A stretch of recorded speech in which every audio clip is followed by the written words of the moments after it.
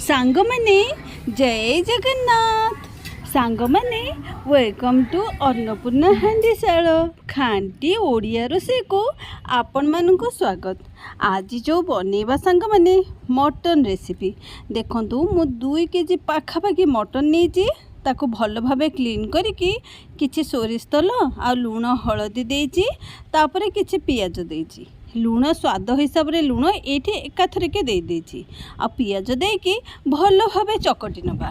ମଟନ୍କୁ ପ୍ରଥମେ ରେଡ଼ି କରିନେବା, ତାପରେ ଆମେ ଅଲଗା ପ୍ରୋସେସ୍ କରିବା। ତ ଏମିତି ଭଲ ଭାବେ ଦେଖନ୍ତୁ ମୁଁ ଚକଟି ନେଇଛି। ପ୍ରଥମେ ତାକୁ ଘୋଡ଼େଇକି କିଛି ସମୟ ଛାଡ଼ିଦେବା। ତାପରେ ଅଦା ଆଉ ରସୁଣ, କିଛି ଗୁଜୁରାତି, ଆଉ ଏଇଟା ଗୋଟେ ବଡ଼ ଅଳେଇଚ ନେଇଛି। ଅଳେଇଚଟାକୁ ଭାଙ୍ଗିକି ତାର ମଞ୍ଜି ଗୁଡ଼ାକ ନେଇଯିବା। ଆଉ ଏ ଅଳେଇଚଟାକୁ ଗୋଟା ମସଲା ଭାବେ ବ୍ୟବହାର କରିବା।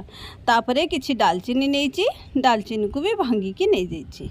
ତାପରେ ଏଇଠି ନେଇଛି 2 ଚାମଚ ଗୋଟା ଧନିଆ। ଗୋଟା ଧନିଆର ବ୍ୟବହାର କରିଛି, ଆପଣ ଚାହିଁଲେ ପାଉଡ଼ର ବ୍ୟବହାର କରିପାରିବେ। ତାପରେ ଗୋଟା ଚାମଚ ଗୋଟା ଜିରା, ଏସବୁକୁ ଆମେ ମସଲାରେ ବାଟିବା। ତାପରେ କିଛି କଞ୍ଚା ଲଙ୍କା ଆଉ କିଛି ପାନମଧୁରୀ ଦେଇକି ତାପରେ କିଛି ପିଆଜର ବ୍ୟବହାର କରିଛି। 2 କେଜି ପାଖାପାଖି ମଟନ୍ ଅଛି, ଆଉ ସେଇ ହିସାବରେ ମୁଁ ମସଲା ଏଠି ବ୍ୟବହାର କରିଛି। ତାପରେ ଏଇଠି ଦେଖନ୍ତୁ ମୁଁ ଏଇଠି ଟାଟା ପ୍ରଡ଼କ୍ଟର ମୁଁ ସୋରିଷ ତେଲ ବ୍ୟବହାର କରୁଛି। ସୋରିଷ ତେଲ ବହୁତ କମ୍ ବ୍ୟବହାର କରିଛି। ଦେଖନ୍ତୁ ମସଲା ଆମେ ବାଟିକି ରଖିଦେଇଛୁ।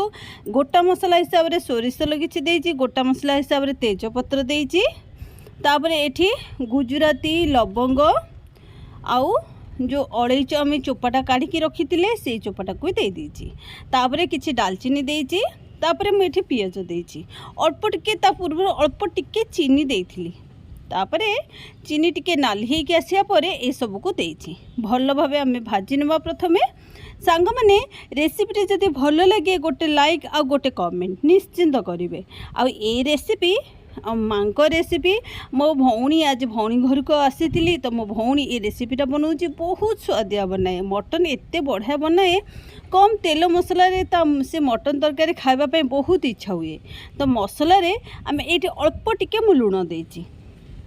ଲୁଣ ଦେଇକି ଏଠି ସେ ଭଲ ଭାବେ ଗୋଳେଇ ନେଇଛି। ତାପରେ ଏଇଠି ମସଲାକୁ ଆମେ ଗୋଟେ ଗିନାକୁ କାଢ଼ି ନେଇଛୁ।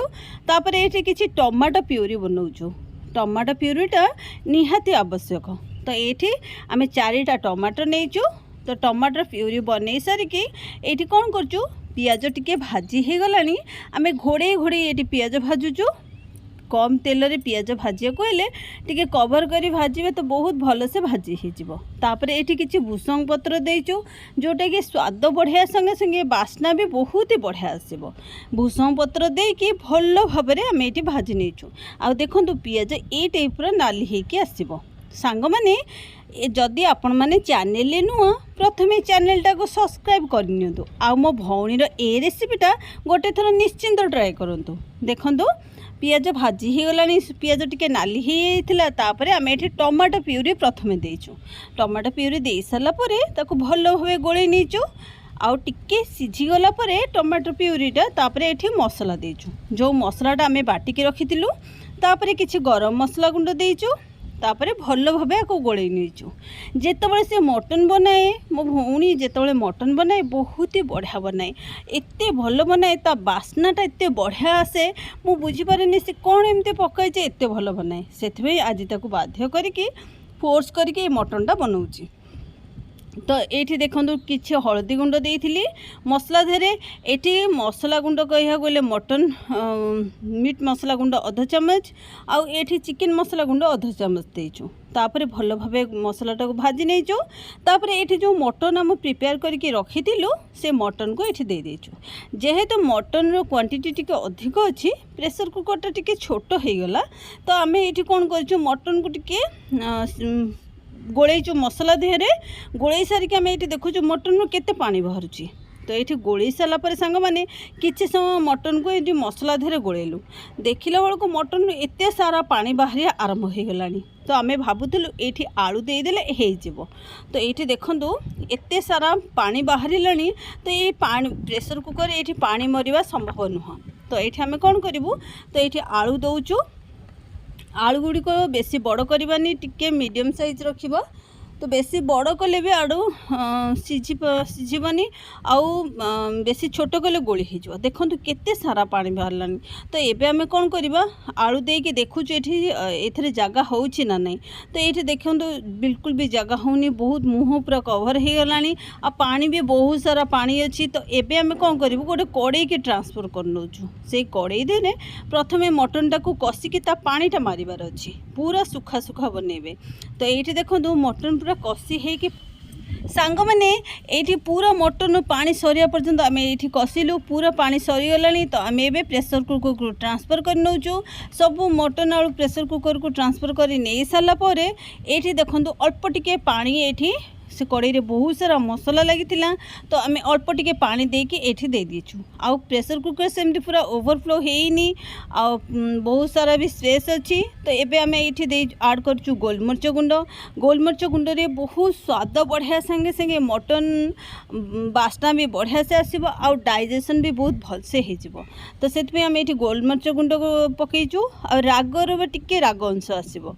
तापर ये कौन करचु भलसे टिके ये चापी देचु ये देखो बहुत सारा स्पेस अच्छी। तो एबे आम ये कवर कर नबु आराम से कवर हो आ बहुत भल भाव मटनटा भी सिझीनिब। तो आम ये कवर कर देइथिलु देखो 3 ରୁ 4टा सीटी लगे देइथिलु। तो ये केते बढ़िया से मटन सिझी जाइए बास्ना तो बहुत ही बढ़िया बास्ना आसुची। तो मु भाभी नथिली जे एते बढ़िया से मटन जो बनाए एते बढ़िया बास्ना भी तार आसे। तो सांग माने देखो मटन केते बढ़िया से सिझी आ ए रेसिपीटा आपण गोटे थर निश्चिंत ट्राए करंतु आ कमेंट बॉक्स रे लिखिया को जमार भूलिबेनी। मु एठी प्रेशर कुकर जेहेतु छोट हो जाइथिला आपण टिके चेष्टा करिवे बड़ प्रेशर कुकर बनैया कि।